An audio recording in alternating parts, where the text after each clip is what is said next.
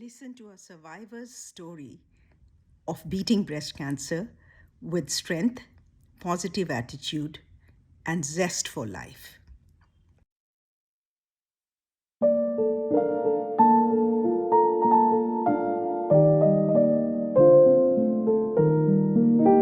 This channel, Health Stories Speak, we have with us Mrs Guneet Ohri, who has been an accomplished professional, started her life as a teacher, took leadership roles as she moved on, became a principal in a school, and she's now the director of Sun City School Sector 3070 in Gurgaon.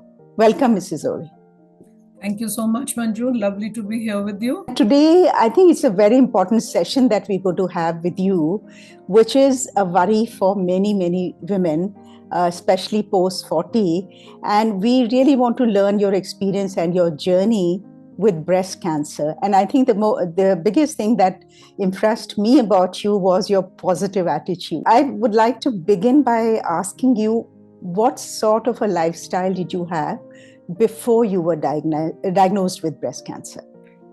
You know, Manju, of course, this came out of nowhere. This diagnosis was like a bullet that hit us at a time when it was least. Normally, you never expect it.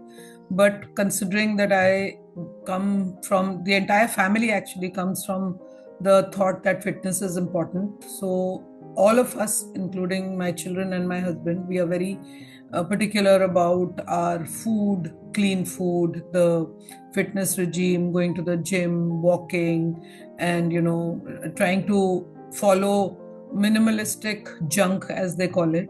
Right.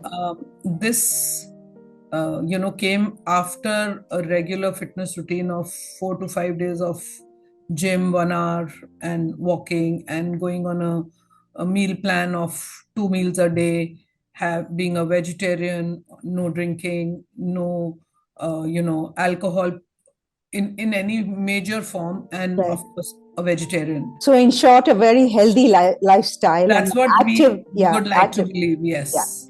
So, when did you first suspect it? When did the worry start? Actually, I didn't. To be very honest, there was no suspicion of anything wrong.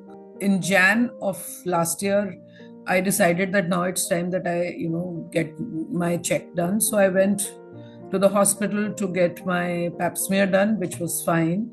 For some reason or the other, I was not able to get a slot for my, Mammogram. mammogram. And from Jan right up until May, it kept getting delayed. And then one fine day, I realized that I may as well go to another diagnostic center, which I went on 6th of May last year.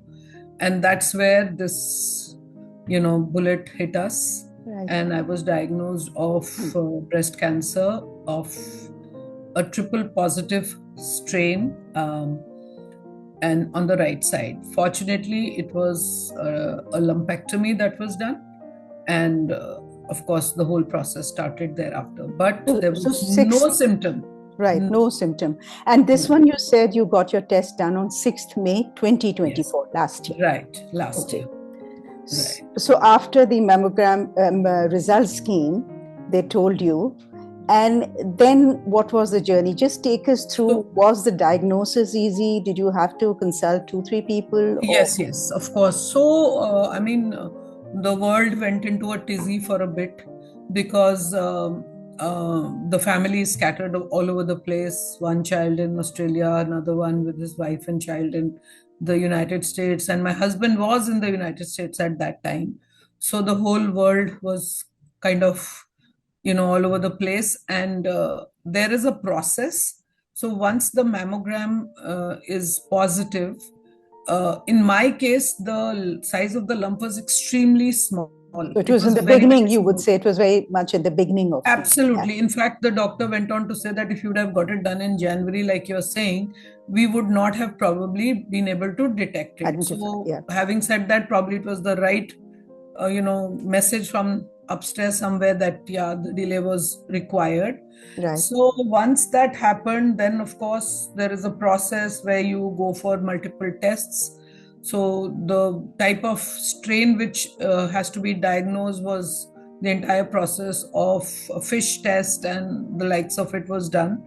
And we consulted a lot of doctors. In fact, if you recall, I reached out to you also at one point in time, Right. and we met up with doctors, both all hospitals, Artemis, Fortis, Medanta, and a friend who's a cancer survivor helped us reach out and reach to the right place. And we went to meet with this doctor, Dr. Deepak Jha, in Artemis Hospital.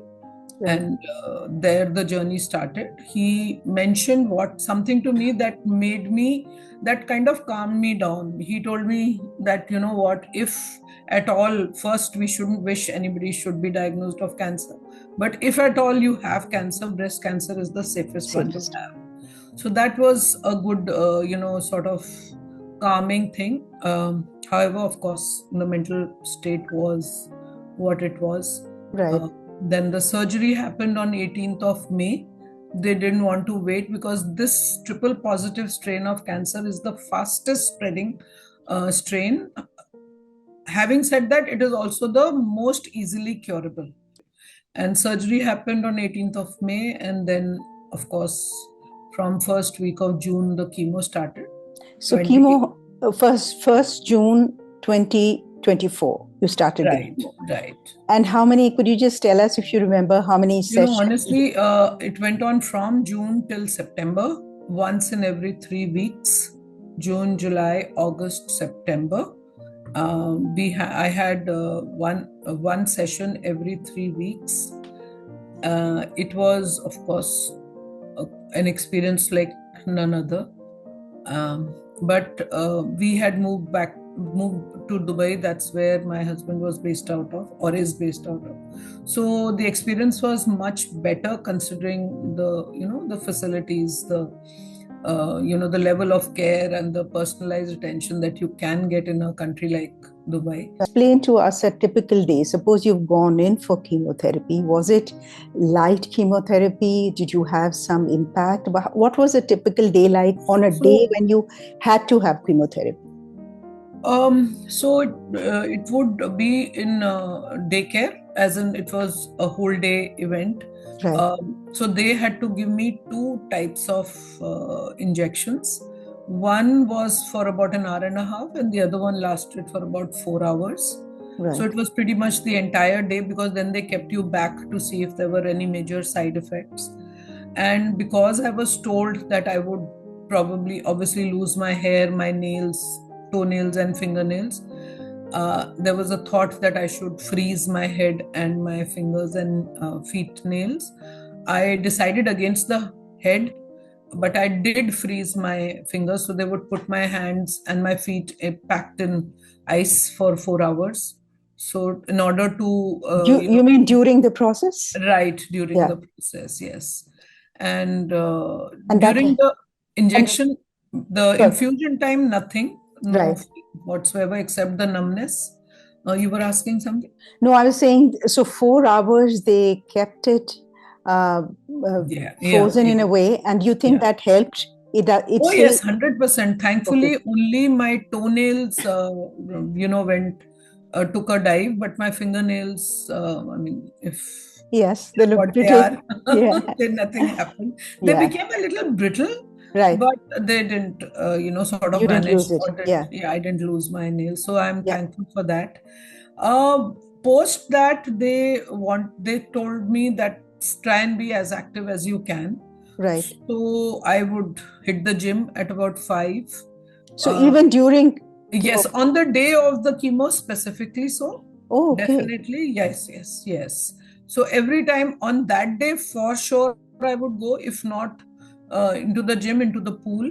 While I cannot swim, I would walk with strokes of my hand, so that the lymphatic nodes continue to sort of be active, remain active. Yeah. So that I did, but what was a difficult part was, of course, the stomach took a real toss.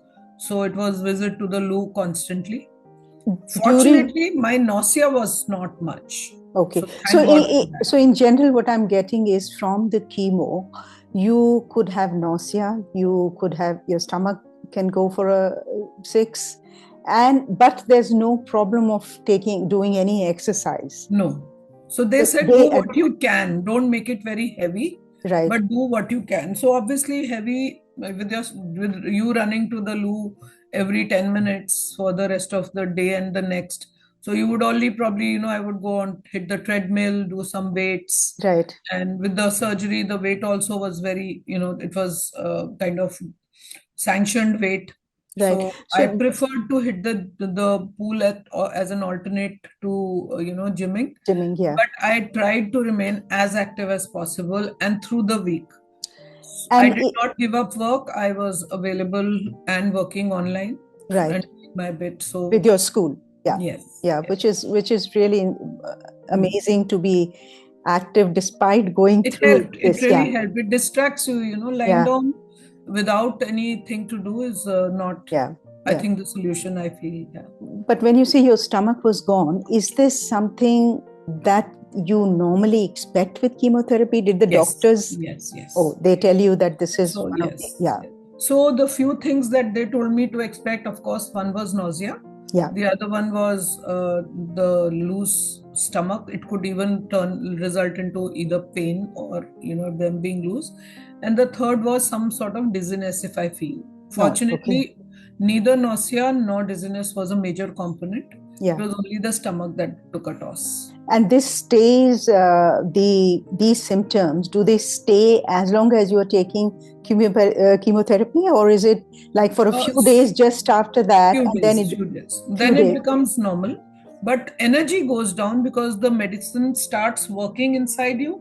So Right, your energy levels are a bit of a challenge. So you just suddenly have a loss of energy, and you have to, sort of lie down, which is happening even now. If I have to tell you, sudden drop in energy does happen. right. But that's something that you can manage. It's not as if, it's unmanageable or you have to rush to the hospital. No, nothing like that. Okay. So, in addition to the surgery, there is some medication protocol. They give you some hormonal supplements.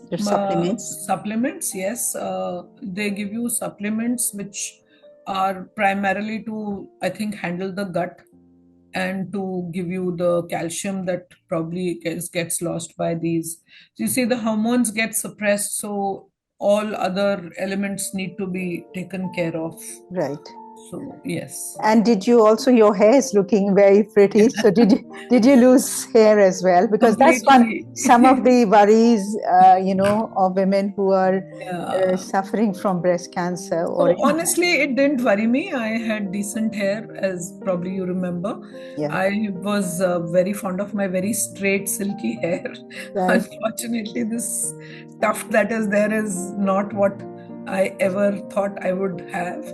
Hair went away completely. So there was a time when it started falling in chunks, Right. and then the doctor over there in Dubai told me that either you wait and let it fall naturally, or you get it cleaned up. Removed. Yeah. So I decided to get it cleared because it's not easy to see lumps coming out every day. So Yeah, that was, I also feel I remember you without the hair. You're looking yeah, yeah. great even without.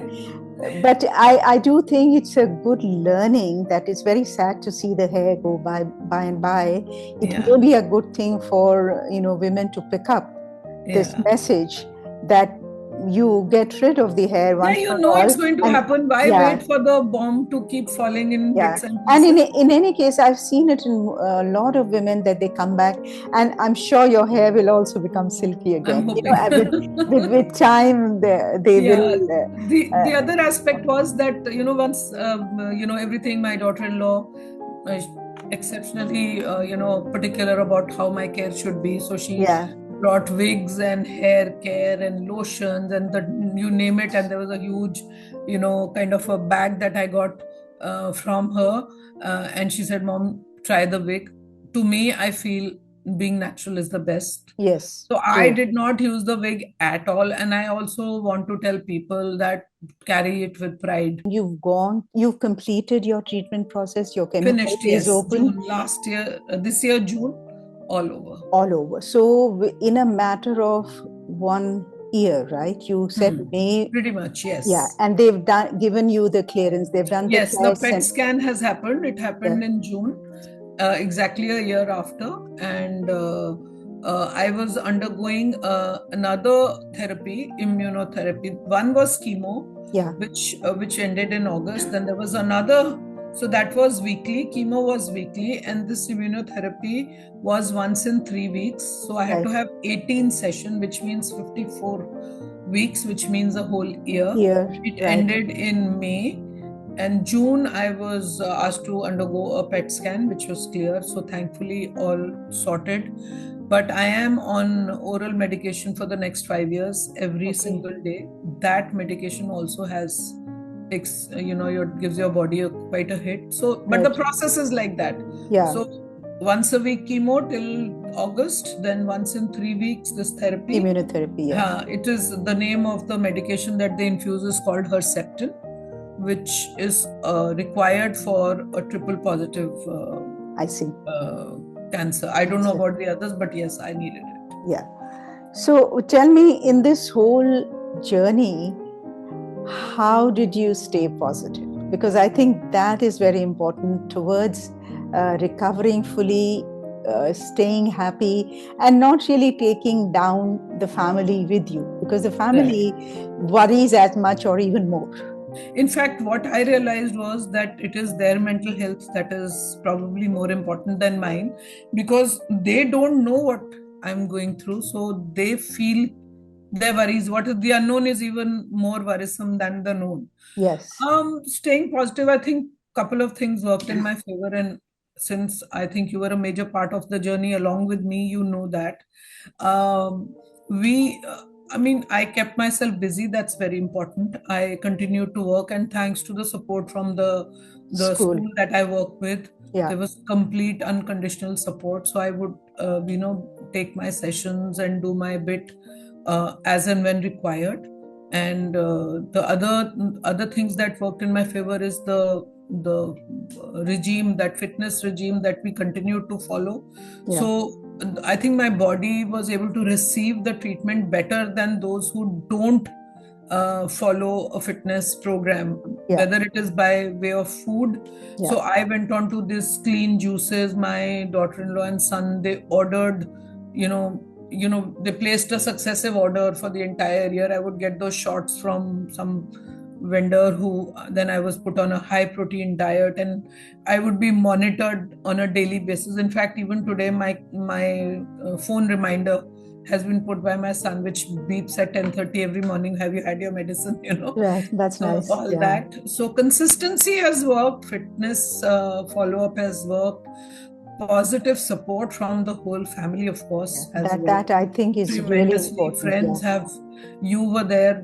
This friend who's a cancer survivor, Madhu, she was like a rock with me at all times. My sister-in-law, my other family members, everybody sort of, jumped in, because this was the first in our family. Nobody had ever had it. So to say that it is genetic, there was no history. To say why it happened, the doctors were not able to give me any answer as to why. There is no why, but there is a cure, is what the doctor told me. He says we haven't been able to find out why, but we at least, thank goodness, have been able to find a way to cure. Anything that surprises you about the treatment, which negative effects, which the doctors hadn't told you about? No, I don't think so as such, but maybe, the skin they did not mention about the skin in the areas. So there's been a paling of the skin and roughness that has come up, dryness. I think, they didn't probably need to tell me, because I think it was expected. But yes, that was one that I was not aware of, and I realized over a period of time. But, on a lighter note, what was very nice was that I didn't need to get my arms waxed, my eyebrows done. So it was a holiday vacation time for all that. Actually feel very blessed that I had what I had and I was able to handle it because Yeah. not many people are so fortunate. So, Right. And now, what is going to be the protocol, Guneet? Going from here, when is the next checkup? so And I had one in June. yeah, Then now in November, I'll be getting my mammogram done again. right, And I think 6 months is what they told me once again for a PET scan. right.